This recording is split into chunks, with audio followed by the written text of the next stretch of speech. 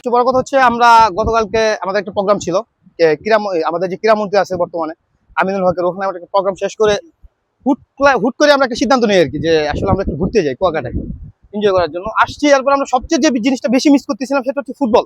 হ্যাঁ, আসলে আসো, সেটা হচ্ছে ফুটবল। তো আমরা অনেকক্ষণ ধরে খুঁজতেছিলাম যে একটা ফুটবল পাওয়া যায় কিনা। আসলে আমাদের রক্তে মিশে আছে ফুটবল, আমরা হচ্ছে জাতীয় এমপি ফুটবল টিমের প্লেয়ার সবাই। তো এরপরে আমরা এখানে গোসল করতে করতে এদেরকে পাইছি, এদের কাছে চাইছি, এরা খুব ভালো। হ্যাঁ, এরা খুব ভালো, এদেরকে চাওয়ার সাথে সাথে আমাদেরকে বল দিচ্ছে, এমনকি আমরা খেলার আমন্ত্রণ জানাইছি, ওরা আমাদের সাথে সাথে মানে সম্মতি জানাইছে আর কি। ভালো লাগছে ওদের ব্যবহারটা। সচরাচর অনেক অনেক সমুদ্র বন্দরে দেখা যায় এরকমের ছেলেগুলো অনেক বখাটে হয়। দেখা গেছে যে এই সমস্ত কাজ বাদ দিয়ে ওরা বিভিন্ন চিন্তায় এগুলোতে লিপ্ত থাকে, কিন্তু ওদের ওদের ক্ষেত্রে ভিন্ন দেখছি। আমরা খেলছি ওদের সাথে, ওরাও ভালো খেলছে, আমাদেরকে ভালো সাপোর্ট দিচ্ছে। জি, আলহামদুলিল্লাহ ভালো লাগছে। সমুদ্র সৈকত বলেন সবকিছু মিলিয়ে আলহামদুলিল্লাহ। সেক্ষেত্রে আমি আশা করবো আর কি, বর্তমান গভর্নমেন্টে যেহেতু এটা আমাদের সমুদ্র কন্যা বলা হয়, সবকিছুতে আমরা দেখি, ছোটবেলায় পড়তাম, বইয়ের মধ্যে পড়তাম, আফসুস করতাম, তখন টাকা ছিল না। এখন আলহামদুলিল্লাহ আসার মতো সামর্থ্য হয়েছে। আর একটু কি হবে যদি এটা একটু সুন্দর হয় আর কি।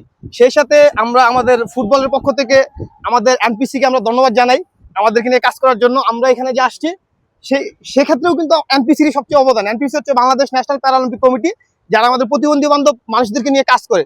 সরকারের কাছে অনুরোধ থাকবে যে এনপিসির পাশে যেন থাকে, এনপিসি যেন আমাদের পাশে থাকে, গভর্নমেন্ট যেন আমাদেরকে দেখে আমাদের এই ফুটবলটার জন্য এগিয়ে যেতে পারে। আমরা কিছুদিন আগে ইস্ট এশিয়া কোয়ালিফাই খেলতে যাইতে পারিনি ভিসা জটিলতার কারণে। সামনে অলিম্পিক আছে, ওখানে যেন আমরা যাইতে পারি। আপনারা আমাদের জন্য দোয়া করবেন।